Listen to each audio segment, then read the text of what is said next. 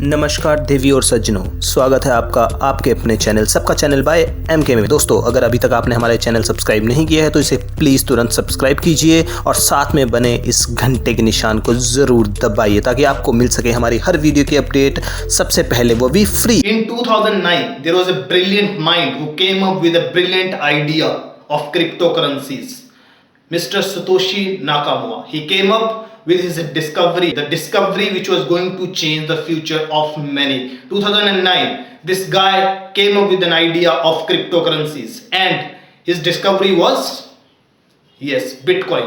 Bitcoin was discovered in 2009 by Satoshi Nakamoto. The first thing which was there in his mind was how to decentralize the power. अभी मैं आपको एक simple से example से बताऊंगा कि डिसेंट्रलाइजेशन ऑफ पावर से मेरा क्या मतलब है। मान लीजिए आप तीन दोस्त A, B और C, आप पोकर गेम खेल रहे हैं और आपके पास कैश नहीं है। अगर आपके पास कैश नहीं है तो फिर भी आपको गेम खेलनी है और आपको लिखना है कि कौन कितना जीत रहा है, कितने पैसे किसको देने हैं। अभी आपने क्या किया, आप तीनों की ट्रांजैक्शंस को करने के लिए एक चौथे बंदे को नाम बुला लिया।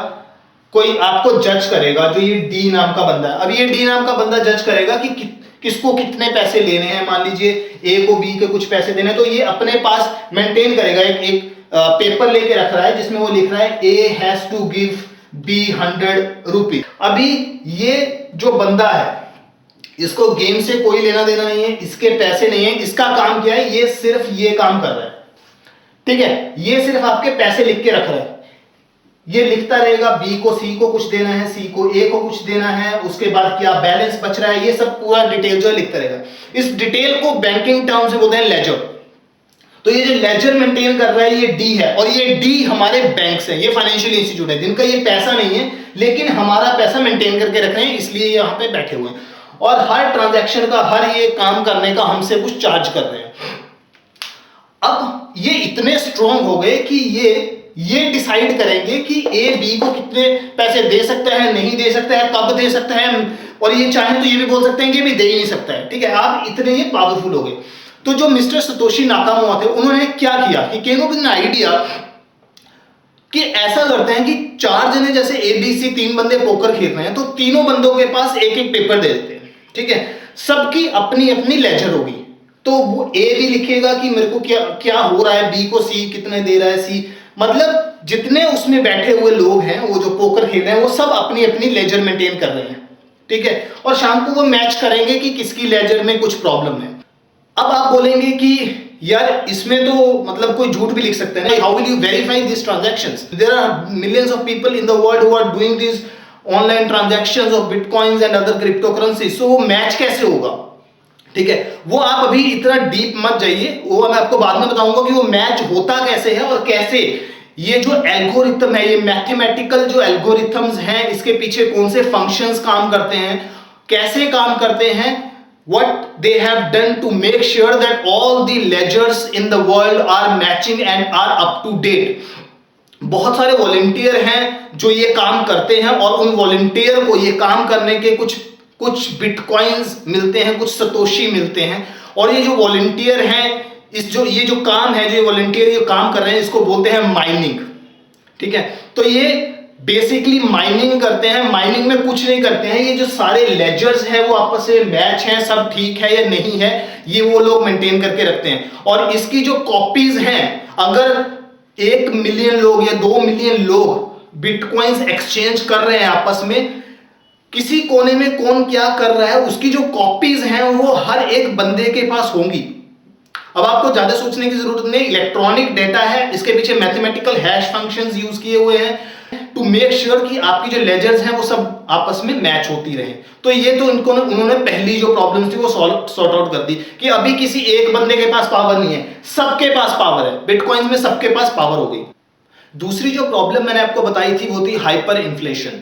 हाइपर इन्फ्लेशन को क्रिप्टो करेंसी कैसे कंट्रोल करती हैं, मैं आपको उसके बारे में बताता हूं। देखिए, कोई भी जो करेंसी है उसकी सप्लाई लिमिटेड होनी चाहिए। ऐसा नहीं है कि आज मुझे जरूरत है और मैंने लाखों करोड़ों रुपए छाप दिए, नहीं। तो ऐसे एल्गोरिथम बनाए गए हैं और जब भी नई क्रिप्टो करेंसी कोई लॉन्च होती है तो सबसे पहले यह बता दिया जाता है कि इसमें इससे ज्यादा जो कॉइन्स हैं वो कभी भी अवेलेबल नहीं हो गई। उस एग्जांपल 21 मिलियन से ज्यादा बिटकॉइन कभी आ ही नहीं सकते, तो मतलब जो उसकी सप्लाई है वो लिमिटेड कर दी गई है। और अभी कुछ 15 मिलियन के आसपास जो बिटकॉइन है वो ऑलरेडी प्रोड्यूस हो चुके हैं। ऐसा माना जाता है कि 2140 में वो लास्ट बिटकॉइन है जो प्रोड्यूस होगा।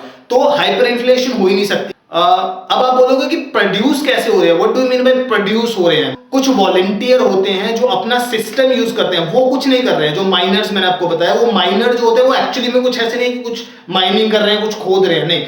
माइनर का काम क्या है, वो अपनी सिस्टम देता है, अपनी लाइट देता है, अपना गीगाबाइट्स मेमोरी जो भी यूज होता है वो देता है, और जो मैथमेटिकल फंक्शंस हैं क्रिप्टो करेंसीज के पीछे वो ऑटोमेटिकली रन होते हैं। कुछ जो ट्रांजैक्शंस हैं, जो ब्लॉक्स ऑफ ट्रांजैक्शंस हैं, उनको वो कंफर्म करते हैं और उसके एवरेज में उसको कुछ सतोशी, जैसे 500 सतोशी या कुछ आधा बिटकॉइन, ऐसे कुछ भी उनको ऐसे मिल जाता है। ऐसे एक तरह से ट्रांजैक्शन की फीस उनको मिल जाती है। तो that is the only way of producing more and more bitcoins. तो 21 मिलियन के ऊपर जाके वो बिटकॉइन जो है वो प्रोड्यूस होना ही बंद हो जाएंगे।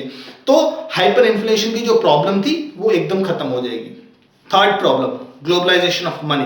कहने को हम बहुत ग्लोबल हो गए हैं, लेकिन हमारी करेंसीज अभी भी नेशनल हैं। इंडियन नेशनल रुपीज हो, ऑस्ट्रेलियन डॉलर, अमेरिकन डॉलर, हमारी करेंसीज अभी भी नेशनल हैं। लेकिन क्रिप्टो करेंसीज के साथ ऐसा नहीं है। एक गांव में बैठा हुआ बंदा भी क्रिप्टो करेंसीज को यूज कर सकता है और इंटरनेशनल ट्रांजैक्शंस कर सकता है। उसको क्या चाहिए? एक स्मार्टफोन चाहिए और इंटरनेट। आप ऐप डाउनलोड कीजिए और उसके बाद शुरू हो जाइए इंटरनेशनल ट्रांजैक्शंस करने में। इतनी इजी अवेलेबिलिटी नहीं थी अभी तक, तो इसके बाद से आपकी वो प्रॉब्लम सॉर्ट आउट हो जाएगी। और साथ में इंटरनेशल ट्रांजैक्शंस करने पे जो आपको हजारों रुपए देने पड़ते थे, आपको वो भी नहीं देने पड़ेंगे। बहुत ही चीप एंड बेस्ट सर्विसेज हैं। दोस्तों, आप टाइम टू टाइम सुनते रहेंगे ऐसे पॉलिटिशियंस को, बैंकर्स को, जो बोलेंगे कि ये वाली करेंसीज, क्रिप्टो करेंसीज, बिटकॉइन, ये सब बकवास है, इसमें ये गड़बड़ है, उसमें वो गड़बड़ है। लेकिन मैं आपको एक बात बता देता हूं, जिस दिन फिजिकल करेंसीज खत्म हो गई, जिस दिन फिएट करेंसीज खत्म हो गई, and the day when only currency available would be crypto currency, उस दिन ये जितने भी नेता लोग, जितने भी फाइनेंशियल इंस्टीट्यूट, जितने भी ये चोरी करते हैं, ठीक है, ये सारी खत्म हो जाएंगी। क्योंकि इनके इतने फंड्स आते कहां से हैं? सब फिएट मनी। और जिस दिन हम क्रिप्टो करेंसीज को यूज करने लग जाएंगे, उस दिन से ये भ्रष्टाचार और ये काला धन और ये सब प्रॉब्लम्स जो हैं वो धीरे धीरे खत्म होनी शुरू हो जाएंगी। और बहुत सारे नेता, बहुत सारे पॉलिटिशियन, बहुत सारे नेता ये नहीं चाहते हैं, इसीलिए वो आपको इधर उधर की बातों में घुमाते रहेंगे। एक बात याद रखिएगा, क्रिप्टो करेंसीज को आप बैन नहीं कर सकते हैं। क्रिप्टो करेंसीज को अगर आपको बैन करना है, उसका मतलब है आपको इंटरनेट बैन करना पड़ेगा, और इंटरनेट आप आज की दुनिया में आप बंद नहीं कर सकते हैं। क्रिप्टो करेंसी कोई बैंक, कोई फाइनेंशियल इंस्टीट्यूट कंट्रोल नहीं करता है। क्रिप्टो करेंसीज को हम आप सब लोग कंट्रोल करते हैं, और किसी भी एक बंदे के हाथ में पावर नहीं है कि किसी क्रिप्टो करेंसी को बंद कर दे। जब तक बिलीफ है, जब तक ट्रस्ट है, क्रिप्टो करेंसीज को कोई खत्म नहीं कर सकता। तो विश्वास बनाए रखिए, ट्रस्ट बनाए रखिए। Go cashless, go crypto. Thank you so much for watching, guys. Don't forget to subscribe to my channel, like the video, give me a thumbs up, share with your friends. I'll see you soon with other topics of cryptocurrencies like blockchain, mining and everything. So don't forget to subscribe. Thank you so much.